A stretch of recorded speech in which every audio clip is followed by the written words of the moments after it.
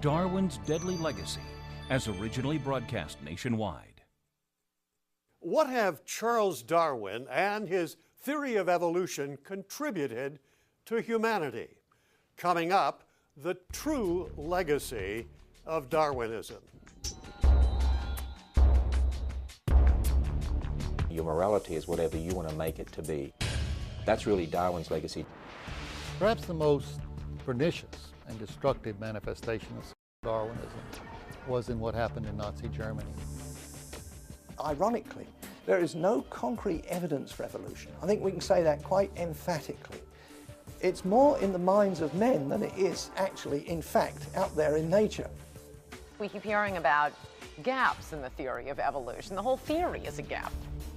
Coral Ridge Ministries presents Darwin's Deadly Legacy, a shocking look at the historical impact of the theory of evolution and the shaky scientific ground on which it rests.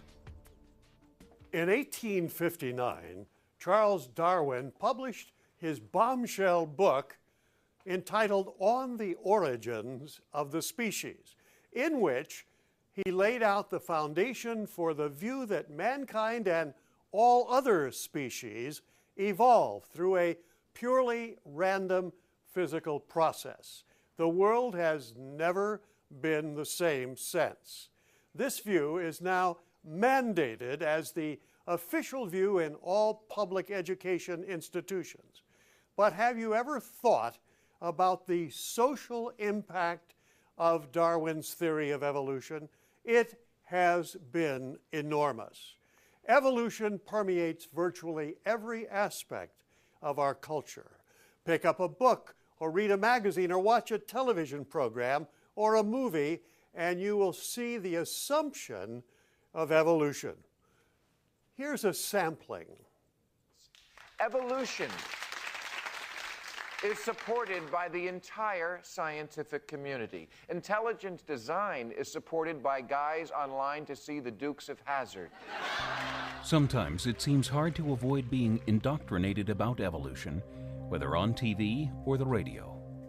Among scientists, Darwin's theory of evolution is the accepted understanding, grounded now in many years of research and deep evidence of how the multitude of living things came to be. The idea is promoted in newspapers and magazines and books. Everywhere, evolution is just assumed.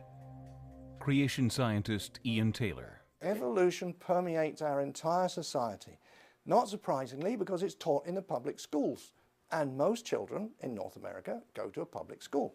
And evolution is promoted in Hollywood films.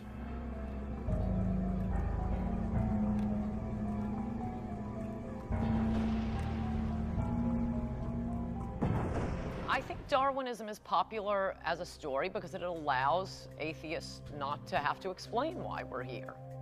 Ann Coulter, author of the New York Times #1 book, Godless. There's no such thing as morality. There's no such thing as our consciousness of our mortality.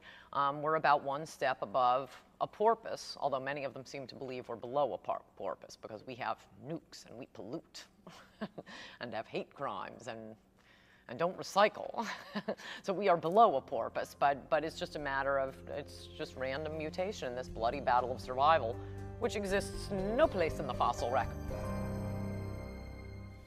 The late Dr. Stephen Jay Gould of Harvard said, man, or even woman, as the crowning achievement of some grand cosmic plan? What moral conceit! We are but an afterthought. We are a little accidental twig.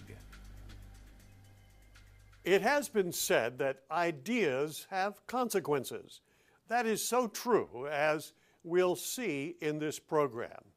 We're being told today that life is just the product of time and chance and random forces. Well, if we've just evolved from the primeval slime, then humanity sinks in significance. Darwin's second major book was rightly titled The Descent of Man, for man was no longer viewed as a little lower than the angels, but rather a little higher than the apes. What Darwin theorized about biology was applied by later thinkers to society, economics, and government. with devastating consequences. Prior to Darwin, people had believed on the basis of revelation that human beings were the product of God's creation, but they also believed that human reason could figure that out, that the great order that we see in nature, and especially the unique capacities for free will and reason that you see in human beings, pointed to a source above nature as the origin of nature, and especially the origin of man. And Darwin's argument seemed to be that we really don't need to have recourse to those kinds of explanations anymore. Dr. Carson Holloway, author of The Right Darwin, professor at the University of Nebraska, recently taught for a year at Princeton. To the extent that Darwin's theory tended to give intellectual force to atheism, the belief there is no transcendent good, and what follows from that, the belief there can't be any transcendent dignity to every human being, would have contributed, at least indirectly, to kind of obliteration of the old and firm basis for the moral decency that tended to prevent organized mass bureaucratic slaughter, which is what you got in the 20th century. The acceptance of evolution brought in a totally new way of looking at life on Earth, and especially humankind and our place in the cosmos. As evolution began to be accepted in intellectual circles, one of their own, British philosopher Herbert Spencer coined the phrase survival of the fittest. That phrase caught on as the essence of Darwinism. Social Darwinism is the idea that human beings will evolve, and social systems will evolve, and social institutions will evolve, and the fit ones will survive and overcome the weak ones and go on to become stronger. It is a survival of the fittest sort of system. It is a dog-eat-dog, top dog win out kind of system that flies in the face of the Judeo-Christian tradition. Dr. Earl Tilford Jr. is a professor of history at Grove City College in Pennsylvania. And so, with survival of the fittest, it was okay to exploit people. After all, they were weak, and they should go by the wayside. It was for the betterment of the race, of the human race, that they should. Intellectually deficient, those who are physically deficient, those who are morally deficient, would fall away. Evolution had implications for virtually every discipline it touched, including labor. Ian Taylor, author of In the Minds of Men, Darwin and the New World Order, mentions the so-called robber barons, a handful of industrialists who became inordinately wealthy by unethical means in the early stages of capitalism. They were enthusiastic Darwinists. There was a lot of misuse of labor in England at that time, and it was all justified by the robber barons, by Darwin's argument, a survival of the fittest. Well, the elite said, we are the fittest and we're surviving, and it's perfectly all right, it's for the benefit of the country, isn't it?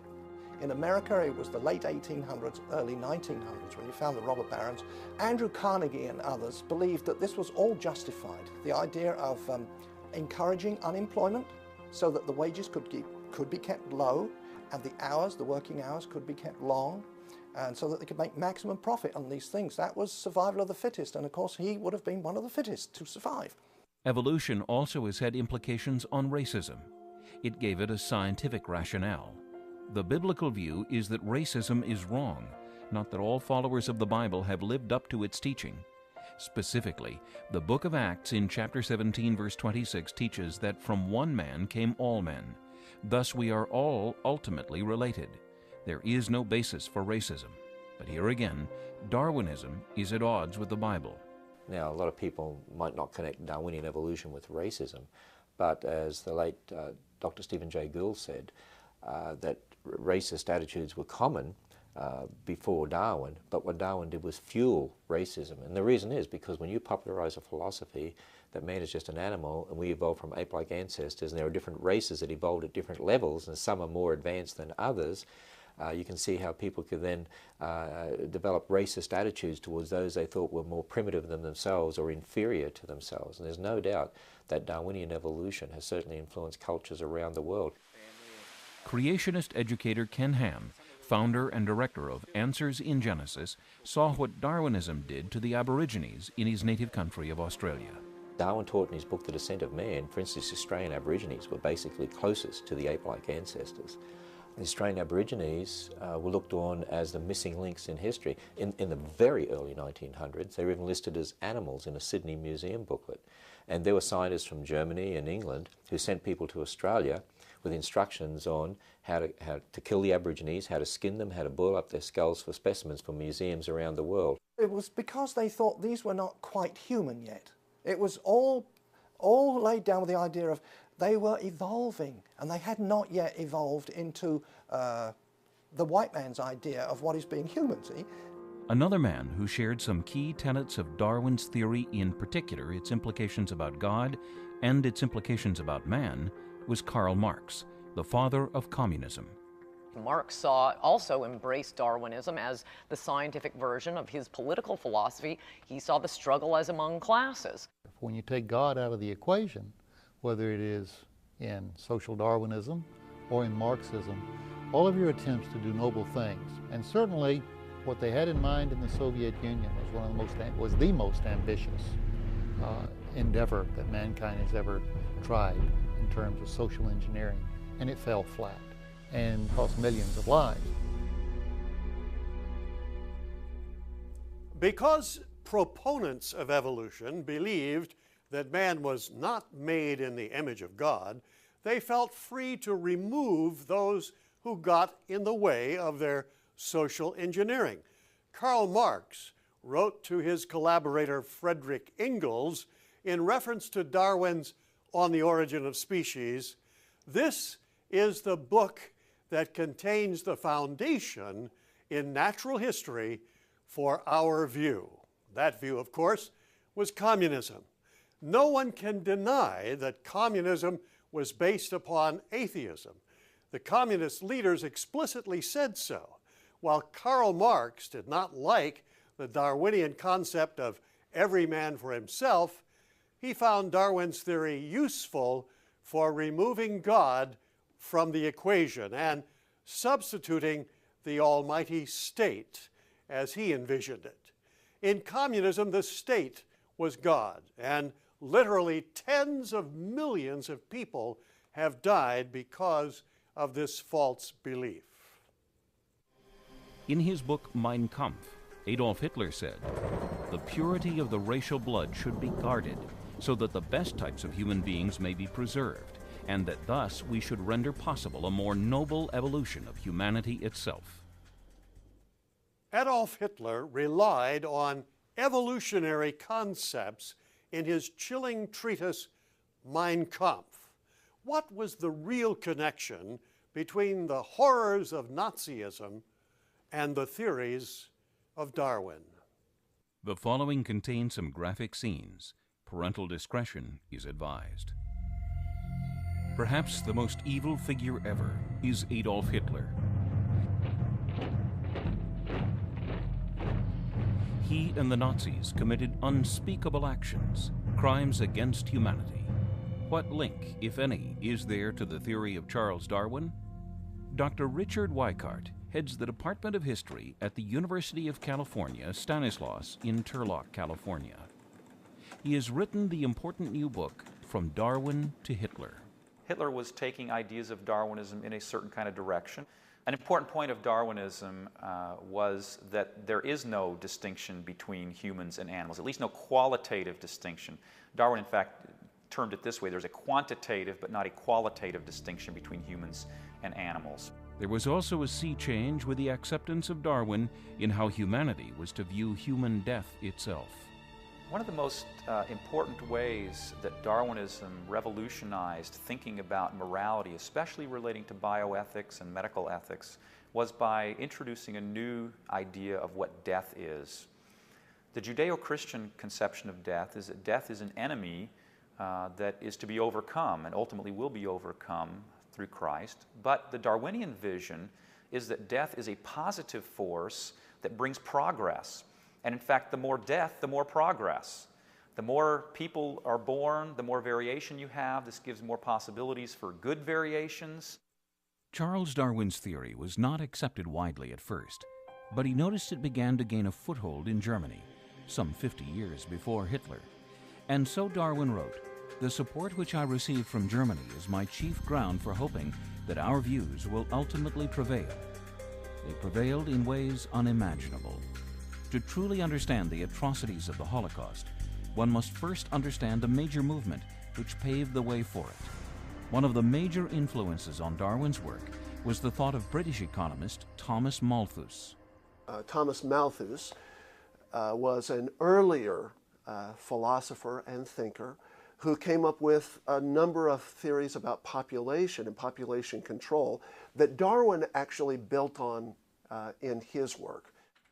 Dr. George Grant is the author of many books, including Grand Illusions, The Legacy of Planned Parenthood.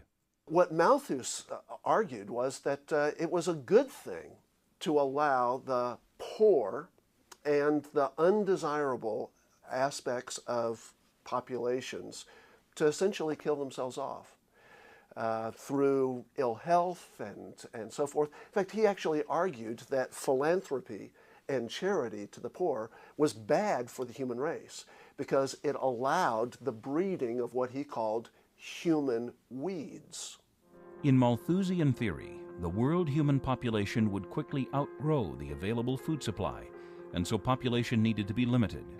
Combined with Darwin's theory of evolution, it resulted in a dangerous movement. When Darwin and also other Darwinists, such as Ernst Haeckel, who was Darwin's chief disciple in Germany, looked around the world at different races, they saw the American Indians being exterminated by the whites. They saw the Australian Aborigines being exterminated by the Europeans. And their conclusion was that's part of the struggle for existence. And because these inferior races are not as intellectually sound, then they're going to be decimated by the Europeans. And that's just a natural process. Charles Darwin had a cousin by the name of Francis Galton, who took the ideas of Darwin and began to apply them to the realm of genetics. Galton wondered, is there a possible way to actually steer evolution through scientific methods so that we actually create a race of thoroughbreds?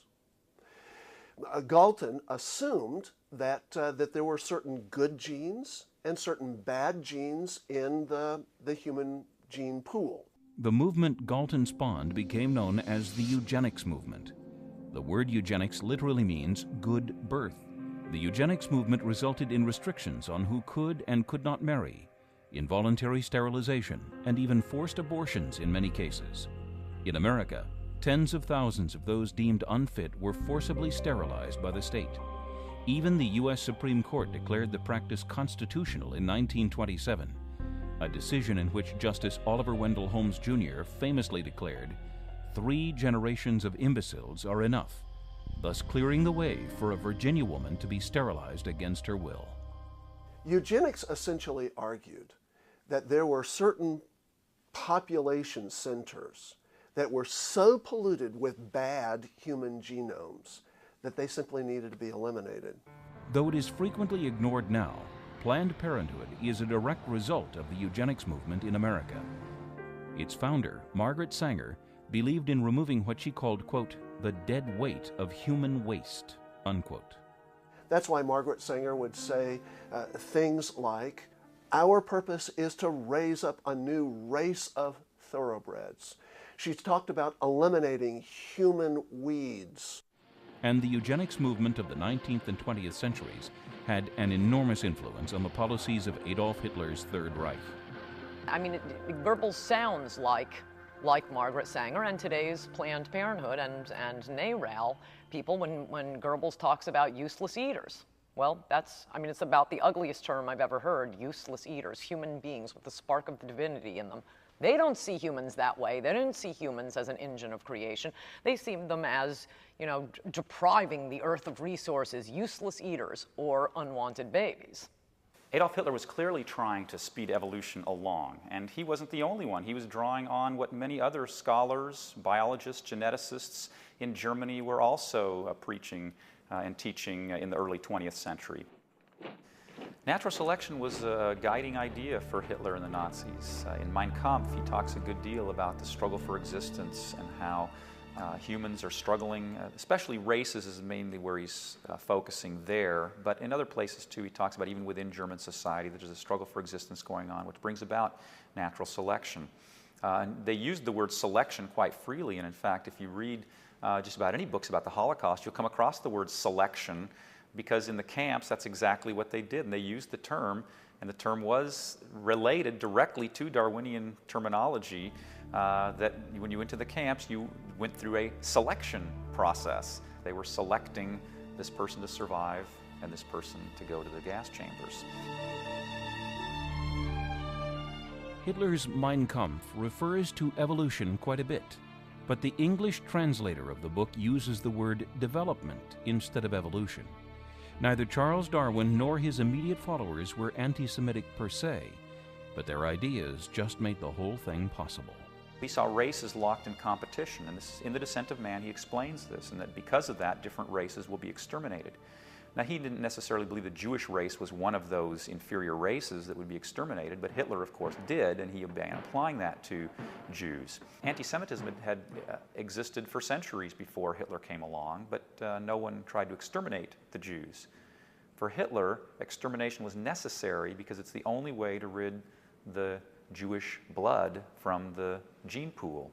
Adolf Hitler fancied himself an intellectual. He was always referring to Darwin and to the science of Darwinism as a reason and as a support for his racist theories.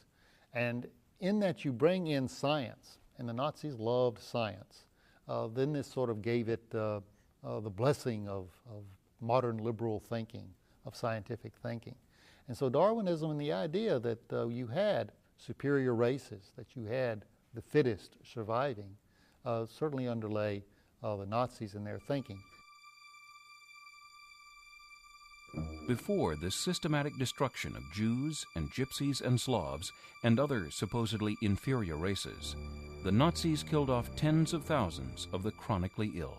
The Nazis began a so-called euthanasia program in 1939 when World War II began. And they carried these out by setting up 6 killing centers. It was to get rid of people who had congenital illnesses of various sorts. Most of these were institutionalized people who were shipped from various institutions of Germany then to these 6 killing centers. The total numbers the Nazis killed are difficult to pin down for a number of reasons. It depends on who you're counting. The numbers of Jews killed were about 6 million, Gypsies 600,000 to 800,000, the euthanasia program about 200,000, but then there were also several million Soviet POWs. I mean, we're talking about in the neighborhood of 10 to 15 million, though, likely. Once the killing began, it never stopped. A private meeting was held at the Wannsee Conference Center where they decided on the final solution, as in the final solution to the Jewish problem. The decision to exterminate the Jewish people. They did refer to Darwin.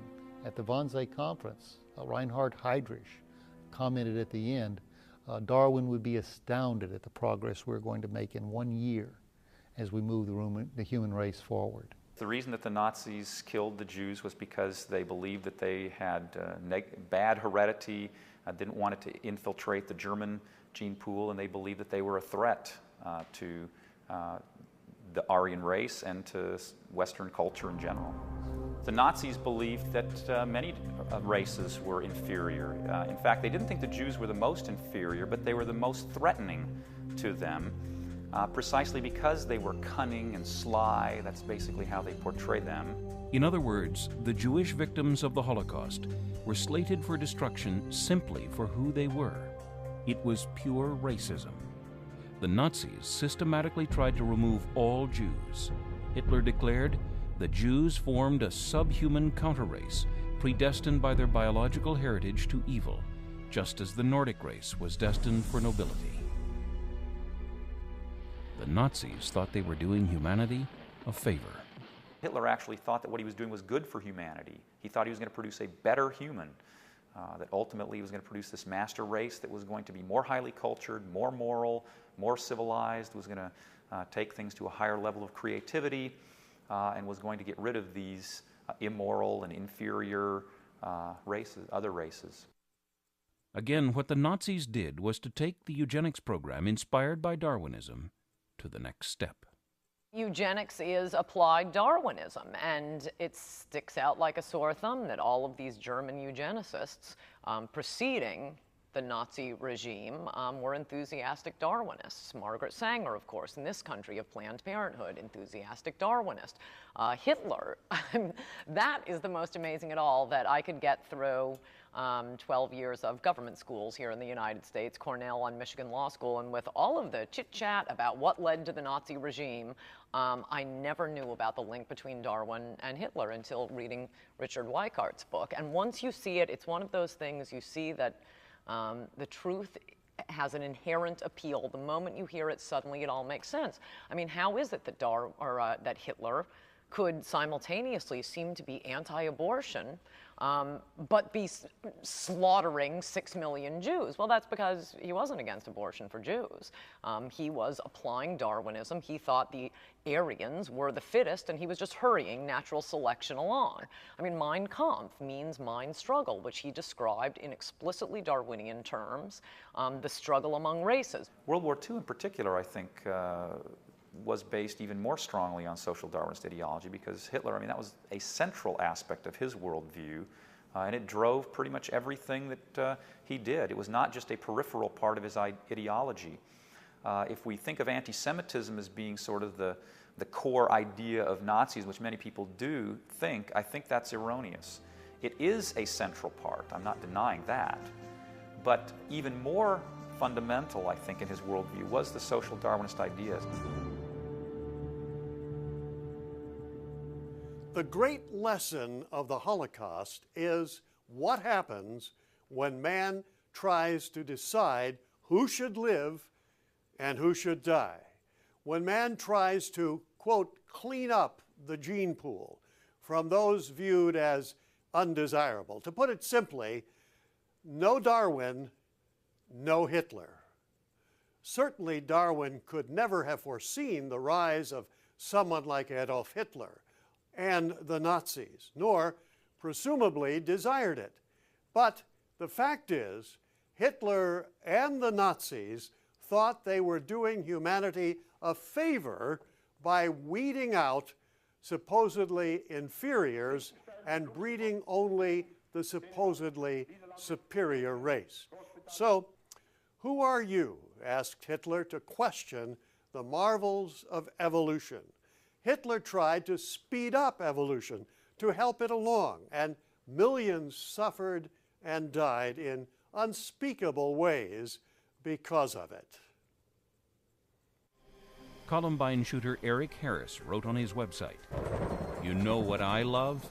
Natural selection. It's the best thing that ever happened to the earth, getting rid of all the stupid and weak organisms." If you think that the shedding of human blood by those who embrace evolution ended with the Nazi death camps, think again. As Darwinism becomes more and more accepted in our culture, our young people are becoming both the perpetrators and the victims. I started screaming and crying and telling them not to shoot me. Tuesday, April 20th, 1999, 11:19 a.m. Columbine High School, near Littleton, Colorado, just outside Denver. In a hail of gunfire, 11 students and 1 teacher are killed, and 24 others are wounded before the shooters, Eric Harris and Dylan Klebold, both students at the school, turn their guns on themselves. It is the deadliest school shooting in U.S. history, in a decade that saw school shootings sharply increase overall. We're reaping the consequences right now in this culture of generations that have been taken through a public education system and taught a Darwinian view, taught that you can explain life by natural processes, and therefore ultimately your morality is whatever you want to make it to be. That's really Darwin's legacy. If you don't accept real truth, then all other things can creep in there, and social Darwinism will creep in there and become one of the cornerstones of your worldview. In fact, it becomes an underpinning of your worldview. This can lead to violence. It can lead to kids killing kids as they did at Columbine. Debbie Phillips' niece, Rachel Scott, was one of the students killed at Columbine. The killers, Eric and Dylan, badgered the kids over and over that they were killing that day. Do you believe in God? Why do you believe in God? You believe in God? Well, there. And they would kill them as if they had more power than God. Foolishly, they thought they were controlling people's lives at that point. And they wanted that power. They wanted to play God during that whole scene. While there were presumably many factors that led to the shootings at Columbine, the notion of Darwinian evolution clearly played a major role. Indeed, the autopsy report for shooter Eric Harris revealed that on the day of the attack, which would intentionally be the last day of his life, he had chosen to wear a T-shirt emblazoned with the words, "Natural Selection." Denver area high school teacher Ken Poppy. To me, that would signify that if natural selection is the person's point of view, that it is a fight for survival, and the people who are the strongest are going to rule. And on that day, I believe their armaments gave them the impression that they were the stronger and they had the right to deprive the lives of their students. The killers had been planning the rampage for about a year.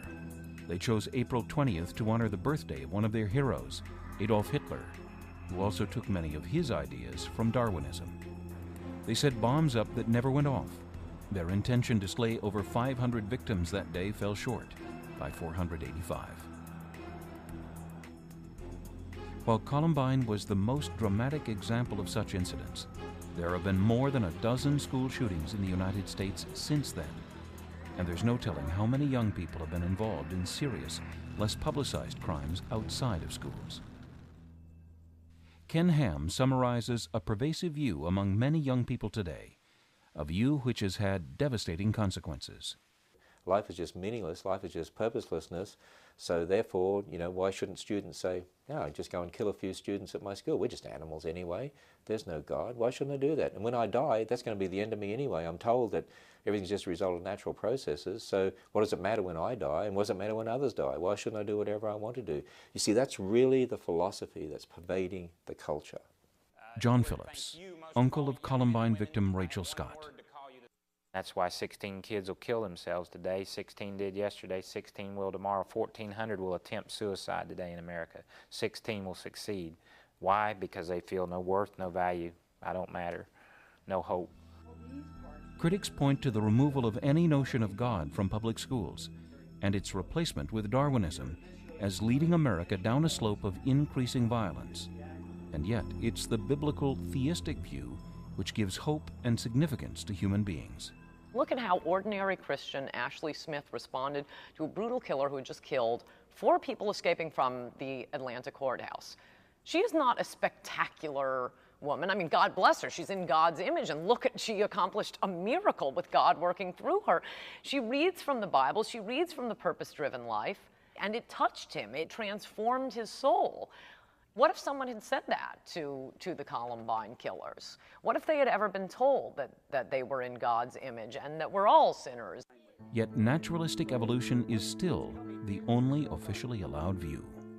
And in fact, after Columbine, they were putting up tiles that the students were making, and one of the tiles was Jesus wept from the Bible. It does kind of grab you after what happened out there. No, that tile was prohibited. That tile could not be put up. Tragic, isn't it? But is it all that surprising? If you teach children that they're no more than trousered apes and that life has no purpose or meaning, then why are we shocked when they act like that? Evolutionist George du Maurier called man a fungus on the surface of one of the minor planets. Arnold Schoenberg referred to man as a hairless ape.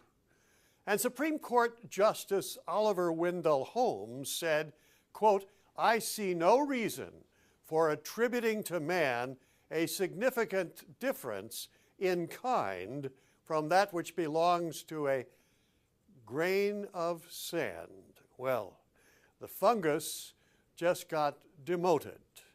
And we wonder why our young people are killing themselves and others. Writing in the New York Times, evolutionist Richard Dawkins penned, "It is absolutely safe to say that if you meet someone who claims not to believe in evolution, that person is ignorant, stupid, or insane, or wicked, but I'd rather not consider that." Is that true? Is evolution a fact?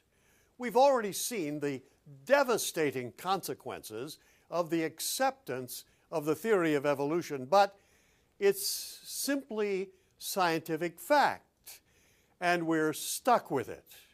At least, so we're told. Well, actually, not quite so fast. Let's take a closer look. I think on the surface, you can build a scientific case for Darwinism. In reality, though, the more you examine it, the more its pillars rot under scrutiny. The so-called fact of evolution is not a fact at all. It, too, is a hypothesis still looking for evidence. The missing links to me are missing everywhere. No evidence will ever be accepted to disprove Darwinism because they must believe in Darwinism. Darwin wrote a book in the public school classroom, in the mainstream media, and in natural history museums, Darwinism is pushed everywhere, even to dogmatic degrees. Darwin theorized that all life could have originated from a common one-celled ancestor over long periods of time, and that natural selection retained the random changes that were most helpful to the organism's survival. And this was the origin of all of life in all of its variety. But how accurate is the theory on closer examination? Now, in science, we scientists propose theories. Some are true and some are false. Dr. Jonathan Wells has earned 2 PhDs, one at Yale and one at Berkeley, in science. He is the author of the groundbreaking book, Icons of Evolution. Darwin proposed a good theory, which I think has turned out to be largely false.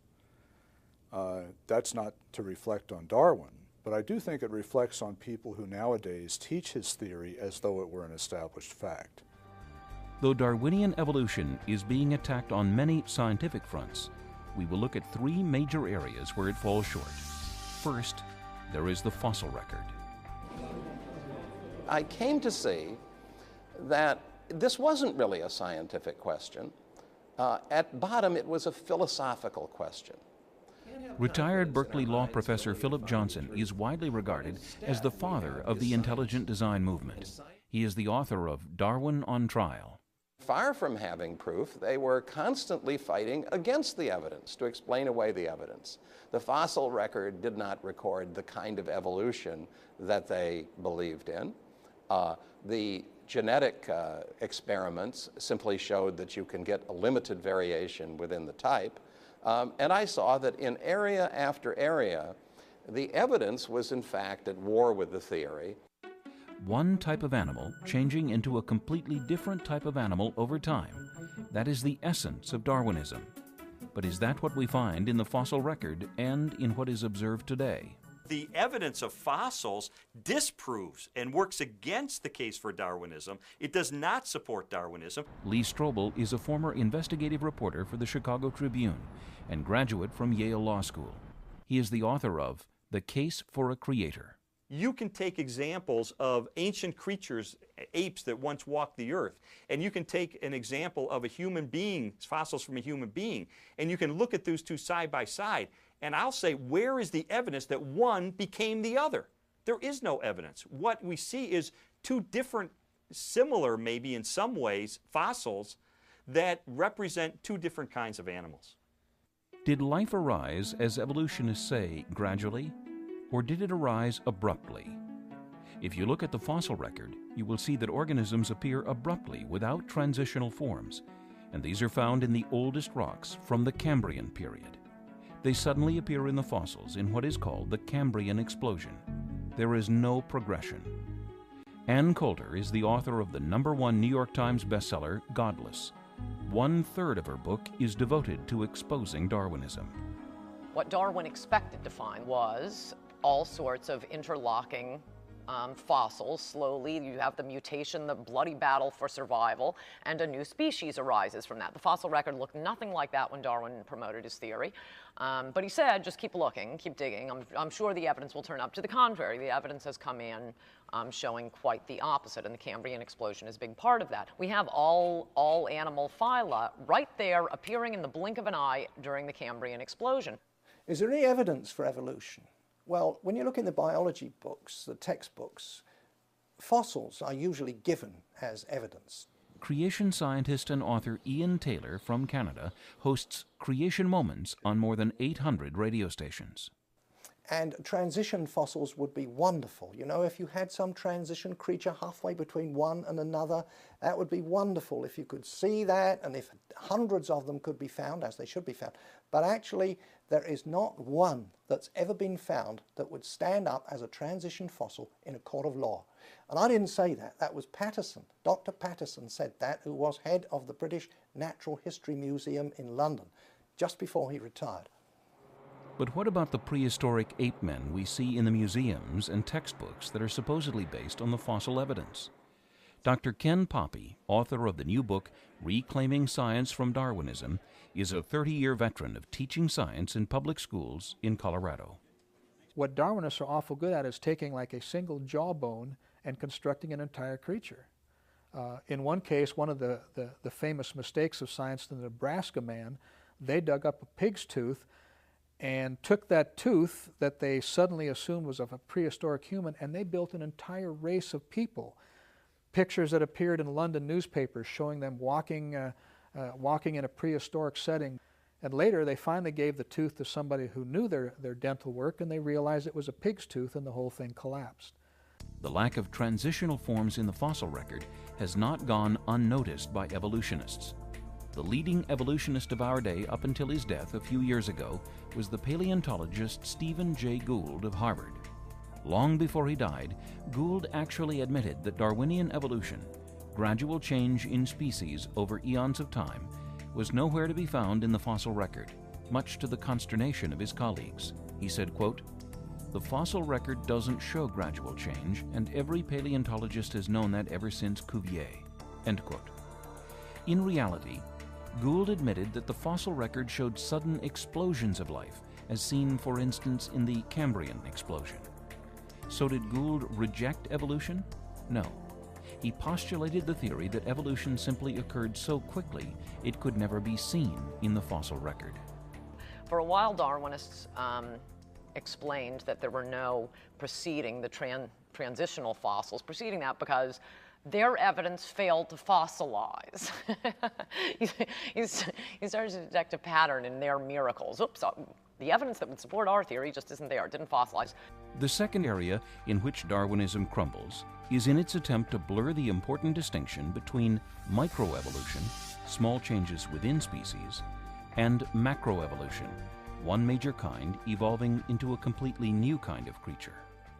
The evidence for microevolution is abundant. We see minor changes within species everywhere we look. The evidence for macroevolution is missing. The interesting thing here is that before Darwin, microevolution wasn't called evolution at all. It's just minor changes within existing species. Darwin didn't call his book How Existing Species Change Over Time. He called his book The Origin of Species. And for that, there's just about no good evidence at all. But evolutionists take evidence for microevolution, which can be found in abundance, and use it as proof of macroevolution, for which there is virtually no evidence. What Darwin proposed was that any creature, given enough time and in different circumstances, would grow into another creature. That's macroevolution. Never been any evidence for it. Microevolution is nothing more than just variation within the species. The third area in which Darwinian evolution fails is in explaining the enormous complexity of biological structures, even at the microscopic level. No evolutionist has been able to propose a plausible way such structures could have arisen randomly. In other words, random chance alone could not have created life. Certainly before Darwin's day, most scientists had no trouble seeing design in the biological world.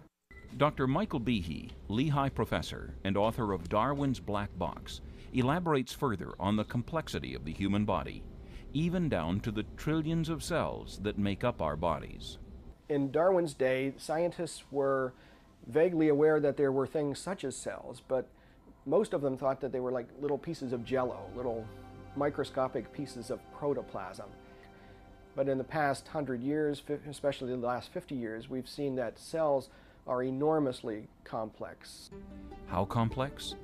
Dr. Behe says that if you converted the DNA information from the simplest cell of the human body into volumes of the Encyclopedia Britannica, it would translate to 2 to 3 dozen volumes just in one cell. Our bodies contain about 100 trillion cells, each containing tiny little machines, if you will, with interacting parts. There are molecular machines which actually occur inside of cells, so they are really smaller than cells themselves. A good example of a molecular machine is the little molecular trucks which shuttle supplies from one part of a cell to another. No one has been able to fit these machines, these molecular machines, into a Darwinian framework.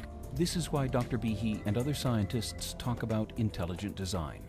I consider myself right now to be what I call an intelligent design theorist. And that means that from what I can see in biology, a lot of systems have intelligence behind them, that they were not produced by random processes. Can you get a dictionary from an explosion in a printing press? Can you get a 747 from a catastrophe in an airplane parts warehouse?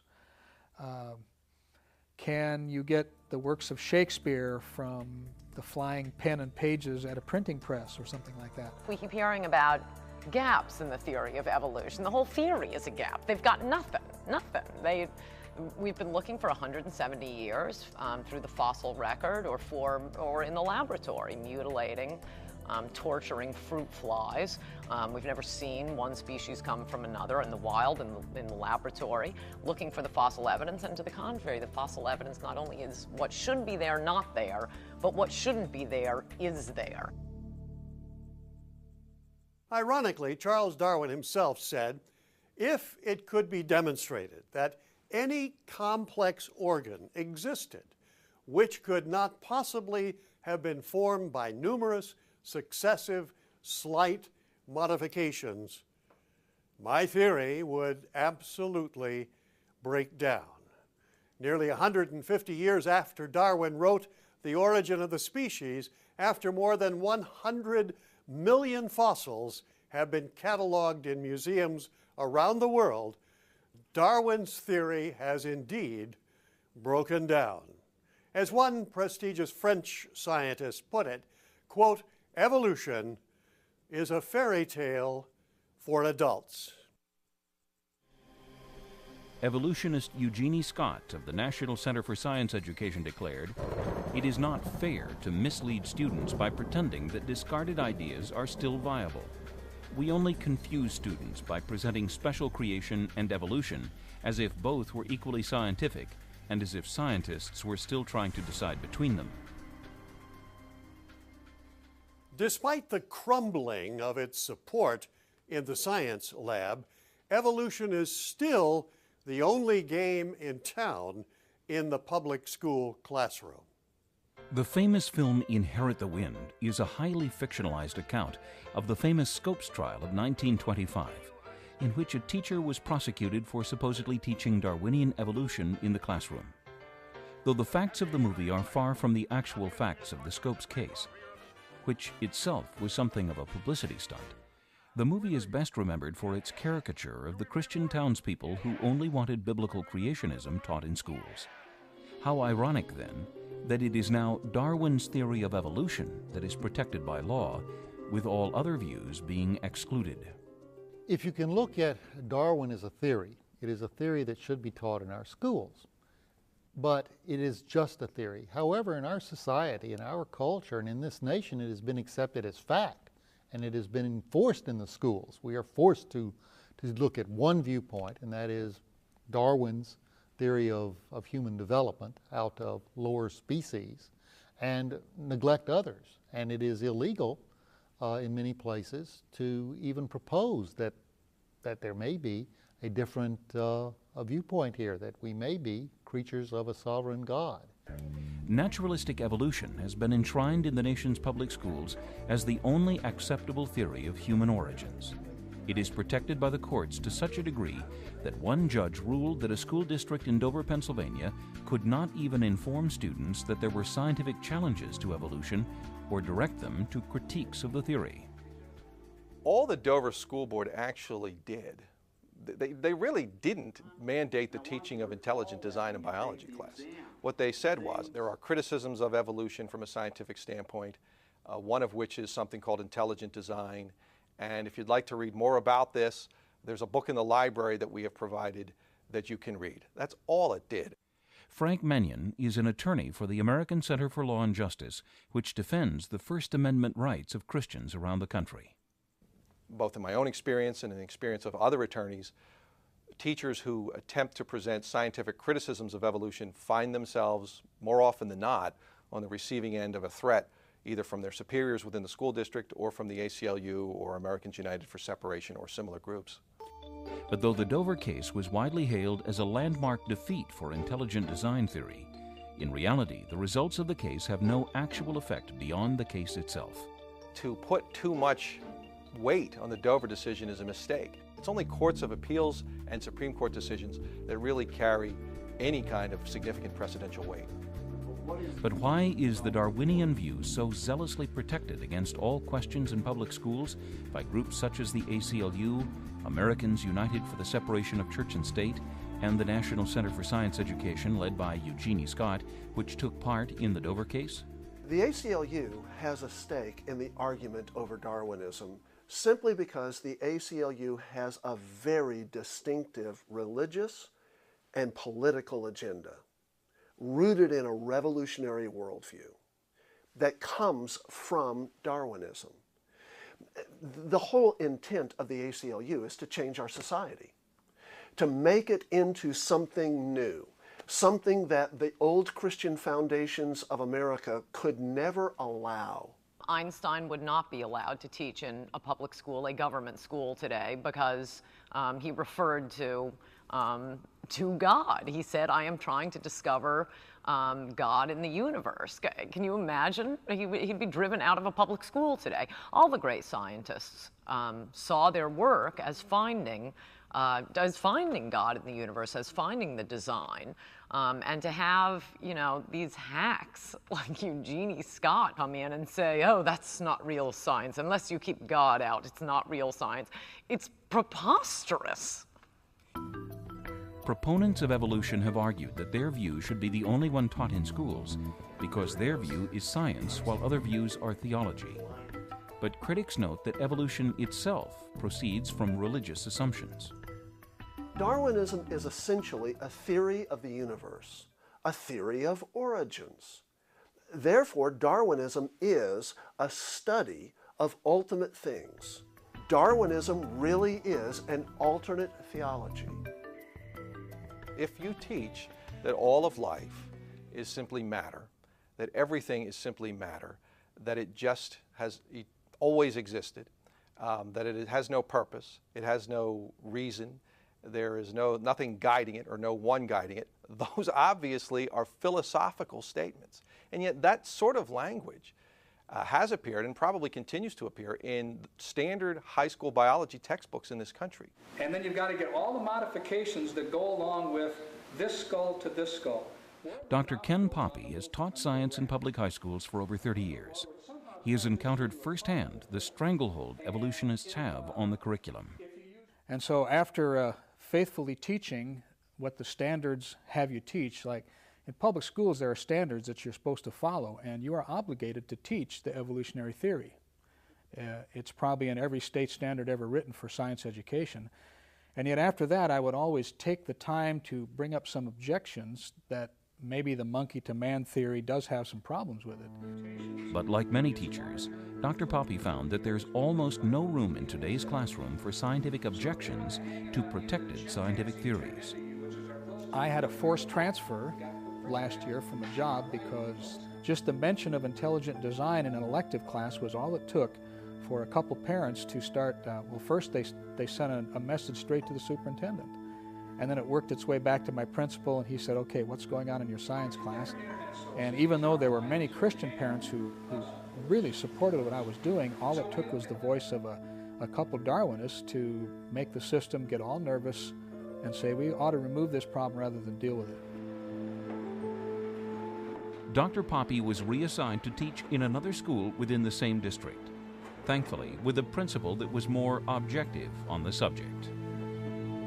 The principal that I was working with just really didn't want to take on the problems, because if the media suspects that you're changing the mold of science education, they will start investigating. There are groups like the ACLU that are very afraid of such movements, and it often can become a political firestorm that some people just don't want to take on. The ACLU has been the principal means of guarding the sanctity of the theology of Darwinism. They are, in a sense, the palace guards. They are the royal priesthood to protect the idol of Darwinism. I fully believe that still today, if you talk too much about anti-Darwinism, you're going to get in trouble with the establishment. They don't want to release their stranglehold. Well, in modern America, we no longer have blasphemy laws regarding God, but Darwinism is one of those things that is now protected against any kind of attack by a kind of blasphemy law system. And so in the schools, Darwinism simply cannot be questioned. Evolutionists today have an absolute conniption at the very thought of both sides of the origins debate being presented in school. They want evolution alone taught, and that dogmatically. They think that it is terrible that anyone would suggest such a thing as presenting both sides. One man has said, quote, "A fair result can only be obtained by fully stating and balancing the facts and arguments on both sides of each question." To present both sides of this argument is the only way, he said, to come to a fair result. Well, that's certainly contrary to what the evolutionists want to happen today. Where did I get that quote? Well, right out of this book, entitled The Origin of Species by Charles Darwin. To hear many evolutionists speak, you would think that the evidence for the theory is absolutely unassailable, but that is simply not the case. And as you're about to see, when an evolutionist dares to examine the scientific proofs with an open mind, the results can be astonishing. To the late Dr. Richard Lumsden, former professor of biology at Tulane University and Medical School, and the former dean of the graduate school, evolution was science, whereas creation was merely religion, and he taught as much to his students. What I would try to get across is that science is science. Science deals with the real world, with real phenomena. We don't bring into such discussions inferences of supernatural. Dr. Lumsden, who studied at Tulane, Harvard, and Rice, couldn't believe it when the Louisiana State Legislature passed a law that if evolution were taught in the public school classroom, then equal time had to be made for creation science. My reaction to that was just total consternation. Who are these people telling us, PhD level scientists, how to teach and what to teach regarding science? So I just thought the whole thing was just absolutely absurd. But it was not the energy of a supernatural nature. I was prompted at that point to give a lecture on the origin of life, giving creation its due with as much mockery as I could summon. Truly, in the beginning was the Word, but the Word was hydrogen. After that class, one of his graduate students came up to him and said, "Great lecture, Doc." Well, that got my attention. Flattery always did. And she said, "But I have some questions." And indeed she did. She had a legal pad, and I could see line after line after line after line. So they had an appointment, which ended up lasting longer than anticipated. The appointment also ended up changing Dr. Lumsden's life. Now, I'm not trying to challenge anything. I just want to get my science straight. That's fair enough. Okay. That's fair enough. Last month, you taught how mutations were genetic disasters. How, by natural selection, can they randomly produce new and better structures? That's a good question. Good question. I'll probably have to think more about that. Okay, well, aren't the odds of the random assembly of genes mathematically impossible? You've had your share of mathematics. Let's see if we can't figure that out. Not only were we talking about a mathematical impossibility, we were talking about a physical and chemical impossibility, which gave me pause. Genes, that might be 10 to the 200ths, 10 to the... Those are pretty formidable odds, aren't they? Mm-hmm. But the fact remains is that we're here.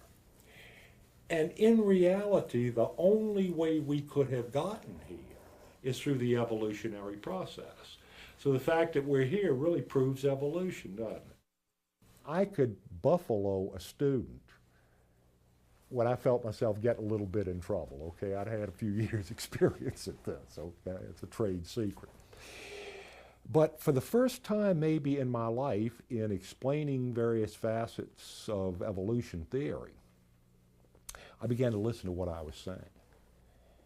And what I was saying wasn't making very good scientific sense. Where exactly in the fossil record is the evidence for progressive evolution, the transitional forms between the major groups? You know, most of them, come to think of it, are fully formed kinds in their own right.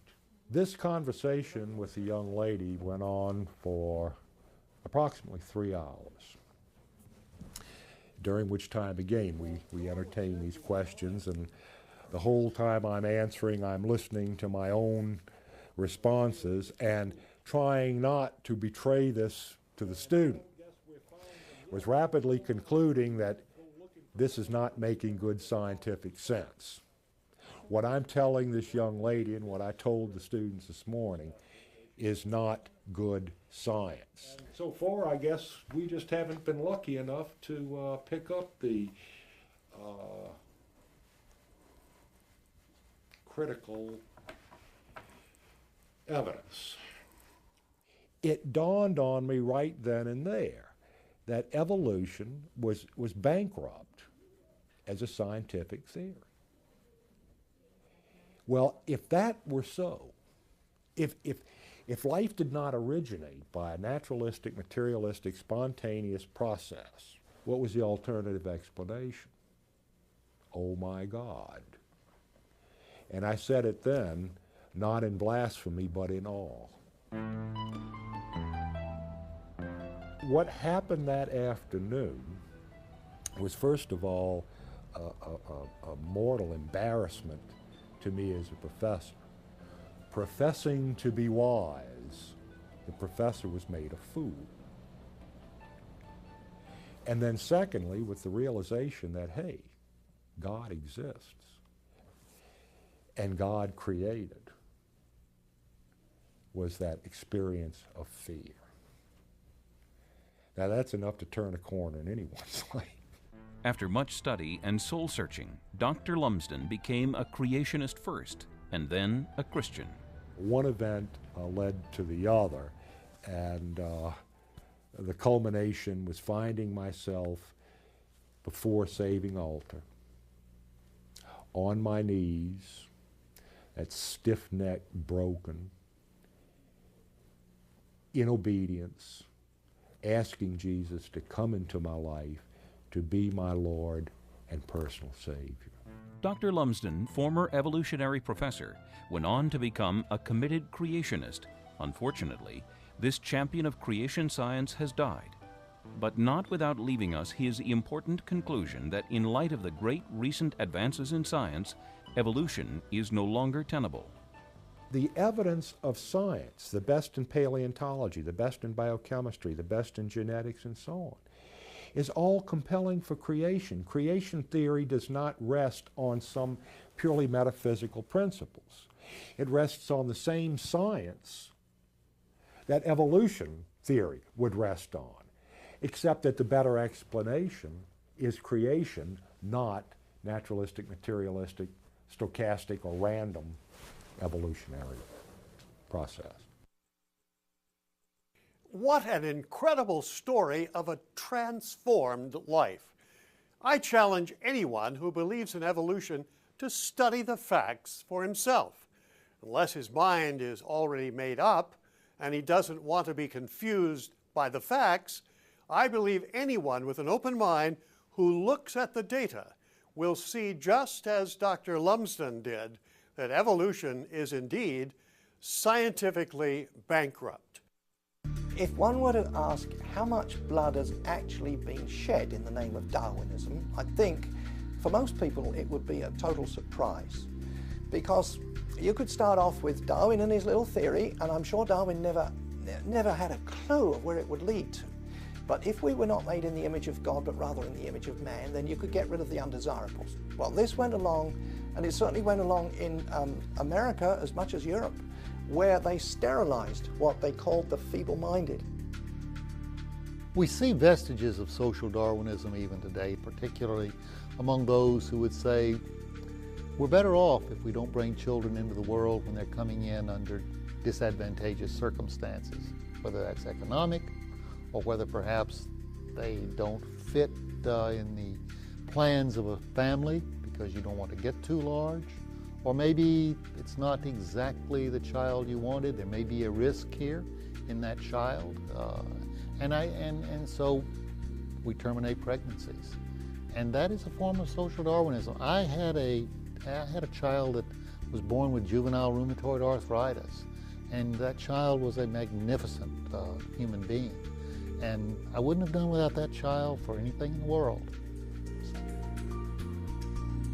When you have a biology teacher mentioning scientific facts like the Cambrian explosion, he's out of work. Lawsuits are brought to prevent facts from being told about Darwinism because children must be baptized in the religion of Darwinism to prepare them for the coming belief in atheism.